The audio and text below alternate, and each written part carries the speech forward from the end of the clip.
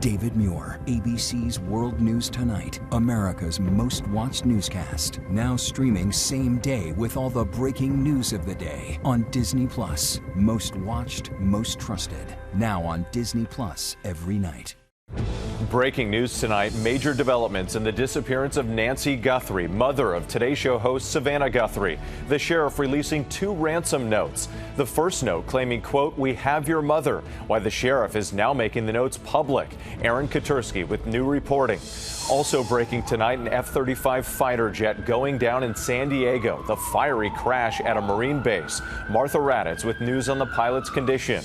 The new Republican concerns over President Trump's pick for Attorney General and the controversial $1.8 billion fund in taxpayer dollars that could be used to pay convicted January 6 rioters. The president telling our Mary Bruce the fund is dead, but, quote, "I wish it weren't."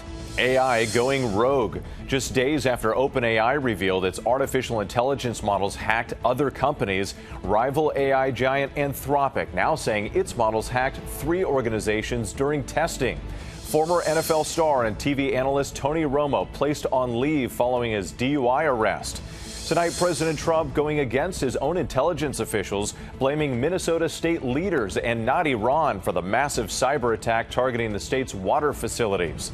Just in tonight, what the Justice Department has now decided about the former Olympian charged with vandalizing the reflecting pool.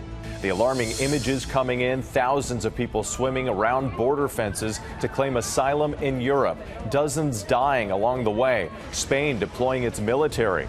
Newly released body camera video just in of the deadly shooting during a food festival in Seattle. Police racing through the crowd, helping victims and taking down one of the suspects. The shark attack victim speaking out, repeatedly bitten while snorkeling in the Bahamas. And remembering one of the iconic Rosie the Riveters, a symbol of American strength and determination. From ABC News World Headquarters in New York, this is World News Tonight with David Muir. Good evening. I'm Whit Johnson in for David tonight. We begin with breaking news. Major developments in the Nancy Guthrie case. Late today, the sheriff in Pima County, Arizona, are releasing redacted versions of 2 ransom notes. The mother of Today Show host Savannah Guthrie, taken from her home in Tucson exactly 6 months ago.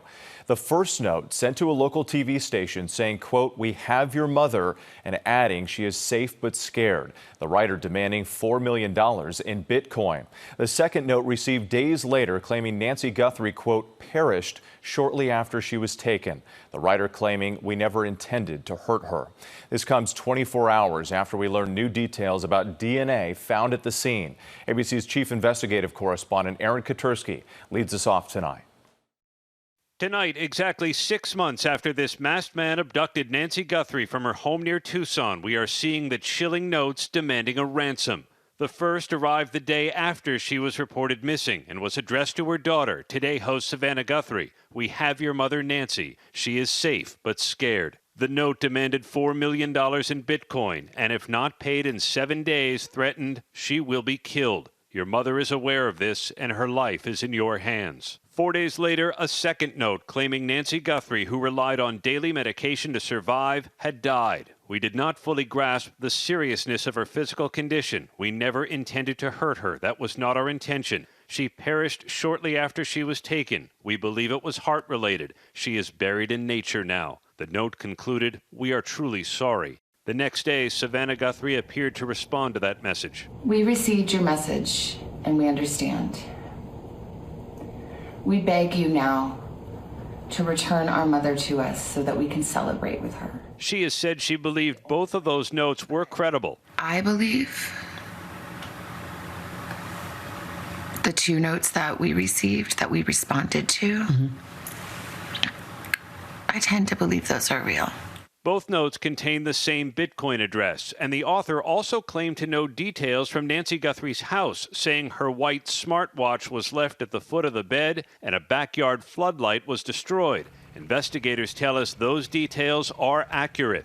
And tonight, the sheriff says labs across the country are working to untangle a mixed sample of DNA from as many as 4 people, and they're not giving up trying to trace those notes. Have the investigators foreclosed on the possibility of finding the source of the ransom notes? That's a constant work, in progress.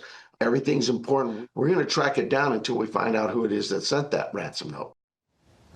The sheriff decided to release the notes now, Whit, 6 months after Nancy Guthrie's abduction, hoping someone will recognize who sent them based on the way they're written. Whit? And again, we are thinking about the Guthrie family through all of this. Aaron, we appreciate it. Also breaking tonight, a U.S. F-35 fighter jet crashing and bursting into flames in San Diego. The pilot ejecting rushed to the hospital. Let's get right to ABC's Chief Global Affairs correspondent, Martha Raddatz. Martha, what more are you learning tonight? Whit, we're seeing dramatic video coming in from just moments after that crash. You see flames shooting from the wreckage of that F-35 fighter jet on the airfield of Marine Corps Air Station Miramar.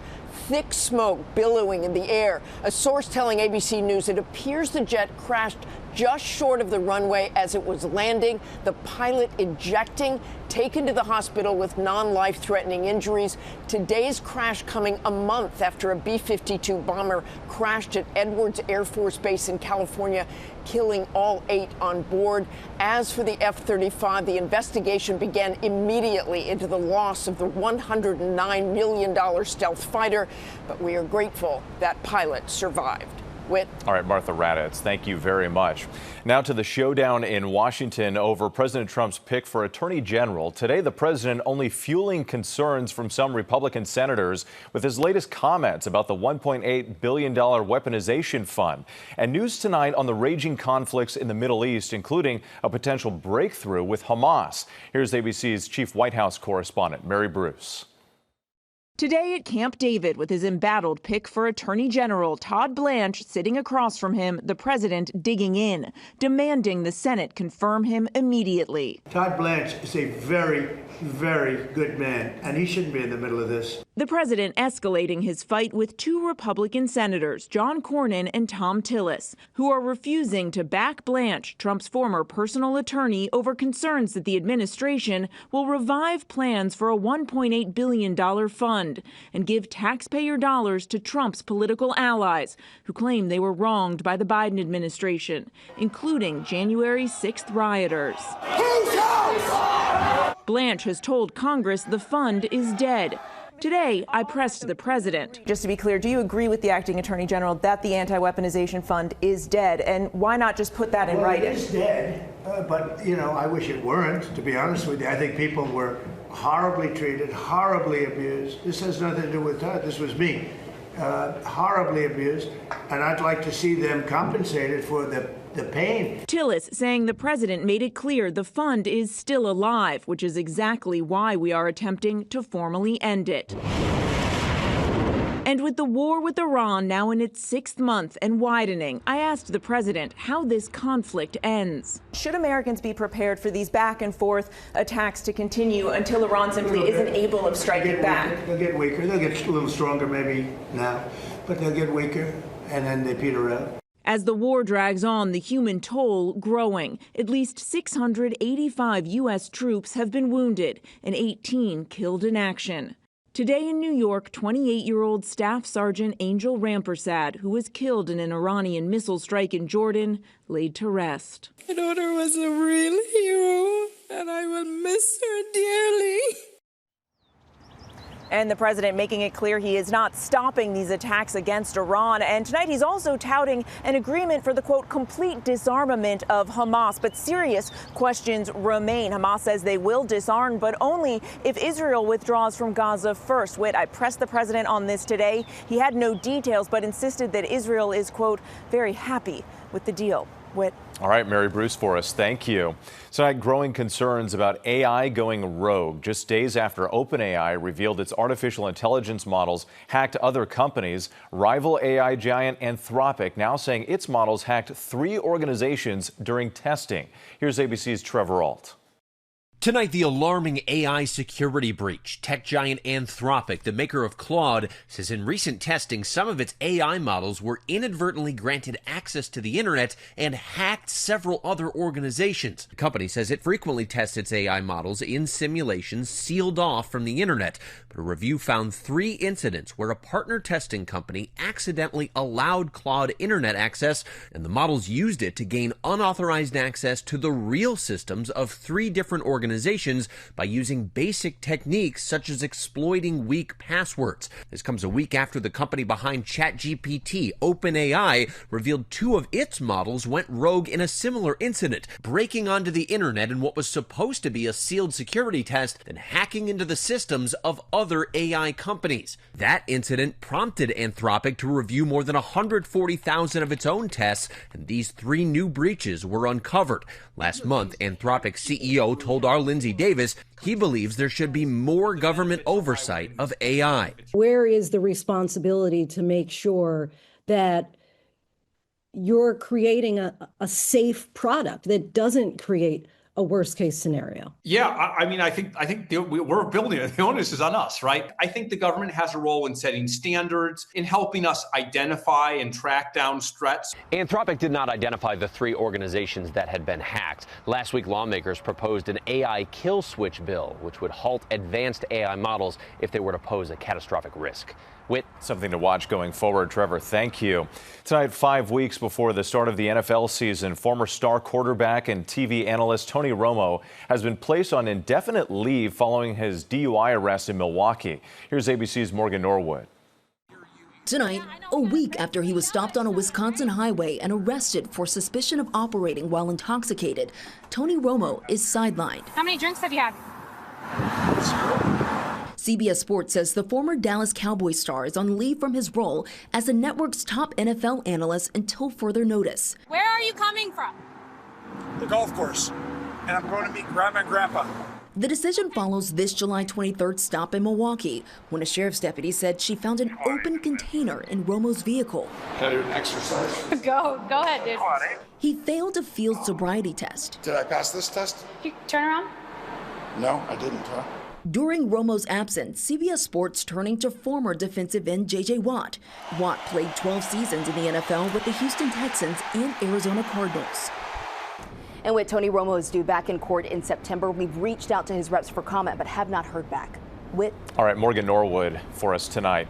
Just in now, after accusing him of vandalizing the reflecting pool, the Justice Department now dropping charges against former Olympian David Hearn. U.S. Attorney Jeanne Pirro telling the court after presenting evidence claiming the pool was vandalized, her office has now learned the damage was caused by the contractor's rushed and flawed work to complete the refurbishing project for the America 250 celebration. Now to the massive cyber attack targeting dozens of water facilities in Minnesota. President Trump going against his own intelligence officials who suggest Iran could be responsible, and instead the president blaming state leaders for the attack. Here's ABC's Chief Justice correspondent Pierre Thomas. Tonight, as state and federal officials urgently work to determine who is behind a series of cyber attacks against water treatment facilities in Minnesota and other states, with some suspicious of potential Iranian involvement, the president was blaming Minnesota state officials and expressing skepticism that Iran could be behind the attack. I blame it on Minnesota because they're grossly incompetent. Iran's got bigger problems than worrying about Minnesota. But today, Minnesota Governor Tim Walz pushing back hard, suggesting that Iran is potentially tied to the assault on more than 30 water treatment facilities in his state. Walz blaming the Trump administration for taking an axe to federal agencies who fight cyber attacks. One reason some officials are suspicious of possible Iranian involvement, the hackers have not demanded a ransom, but their goal appears to be to disrupt service to customers. And the U.S. government has been warning specifically that hackers with ties to Iran would launch precisely the kind of attacks that are unfolding. Just last week, a number of federal agencies, including the FBI and NSA, urgently warned of ongoing Iranian-affiliated cyber targeting of internet-connected operational technology. The attacks have targeted at least 7 states. Tonight, the FBI and EPA calling on water treatment facilities to disconnect their systems from the internet. Whit. Pierre Thomas, our thanks to you tonight. Now to the alarming scene unfolding overseas. Thousands of people swimming around border fences to claim asylum in Europe. Dozens drowning along the way. Let's bring in ABC's Britt Clennett for more. Britt, good evening. With extraordinary images coming out of Spain tonight, images the whole world is seeing as 60,000 people desperately try to reach Spain's North African enclave of Ceuta. In the past 24 hours, at least 57 people are dead. Authorities still racing to get control of this very fast-moving migrant crisis. Frantic crossings by land and sea, people swimming around barriers, pushing through the fence. Spain deploying troops, and while officials try to calm the situation, saying many have gone back to Morocco, the pressure on the system still intense tonight. Madrid is blaming smuggling networks and says they exploited a court ruling limiting pushbacks at sea, and tonight now alarming European partners about a knock-on effect. Whit. Okay, Britt Clennett, thank you for that. Here in the U.S. tonight, we're hearing from a shark attack victim repeatedly bitten while snorkeling in the Bahamas. The man was on an anniversary trip with his wife and sons. Here's ABC's Victor Oquendo. Tonight, the scare in the water. A Connecticut husband and father bitten by a reef shark off the coast of the Bahamas while on vacation. John Schweizer was on a cruise with his family last week to celebrate their 40th wedding anniversary when he says he was pulled underwater by a Caribbean reef shark during a snorkeling excursion. All of a sudden, one came up and just grabbed me, right in the leg. It was like a huge dog bite, very quick. Schweizer taken back to the cruise ship, needing stitches in his left leg and hand. He was later transported to the hospital in Miami. Richie, get in the boat. And in the latest reported shark encounter this summer, spearfishers off the coast of San Diego coming close to this great white shark. Whit, that Connecticut man is now back home and recovering after the shark attack in the Bahamas. Experts say Caribbean reef sharks rarely attack, with just 4 incidents recorded, none of them fatal. Whit. Victor Oquendo for us tonight. Thank you. When we come back, newly released body camera video of the chaotic moments unfolding at the scene of a deadly shooting at a food festival. Plus the wildfire alerts and extreme heat, the areas that could see record-breaking temperatures. And remembering one of the women who carried the torch of the Rosie the Riveter movement. Next tonight, newly released body camera video of the response to the deadly shooting at a food festival in Seattle. The footage shows police racing through the crowd on Sunday. Officers seen helping victims, 2 bystanders, and one of the suspects killed. Officers arresting a 15-year-old. They are still looking for a 3rd suspect. When we come back, the dangerous heat impacting millions of Americans and the wildfire threat out west. To the index now, millions of Americans are bracing for a weekend of dangerous heat while wildfires threaten parts of the Northwest. In Central Oregon, the Roe Creek Complex fire has scorched more than 300,000 acres. Fire crews are warning the conditions could get even worse. And extreme heat in the West could challenge record highs this weekend. Triple-digit temperatures expected as far north as Montana. Still ahead, remembering one of the iconic Rosie the Riveters, a voice of American strength. ABC World News Tonight with David Muir, sponsored by Chewy. Finally tonight, America Strong, remembering one of the women who represented the spirit of the Rosie the Riveter movement. They were true American heroes during World War II, more than 6 million strong. American women working in the 1940s to support the war effort here at home. That iconic photo, Rosie the Riveter, her red and white polka dot bandana flexing her arm. The message, "We can do it," resonating around the world. The Rosies made up 65% of the workforce, building everything from warplanes and battleships to assault boats. Among them, Jeanne Gibson. Speaking with ABC News not too long ago, she told us she wanted to be remembered proudly. As a Rosie. Showing us her bandana and the badge she wore at just 18 years old. This pin is the badge that I wore when I was a welder. Serving her country as a welder at a Seattle shipyard, aware of the sacrifice and the necessity for unity. Not just the ones that go to war, but everybody at home, too. We work together. And for decades to come, Jeanne speaking to the next generation. The message is that women can do many of the things that men can do. In 2024, Jeanne and her fellow Rosies in Washington, D.C., honored with the Congressional Gold Medal. Up until 1941, it was a man's world. They didn't know how capable us women were, did they? We learned Jeanne Gibson passed away this week at the age of 100. Tonight, Jeanne, in her own words, on the value of preserving the legacy of the Rosies. I think that history is getting lost, and it needs to be told so that we don't make the same mistakes. And we are remembering that history, and we are grateful. Thanks so much for watching tonight. I'm Whit Johnson in New York. Have a great night. David Muir, the most trusted, most watched newscast in America. And now, ABC's World News Tonight has won the Emmy for Best Live News Program for the 4th year in a row.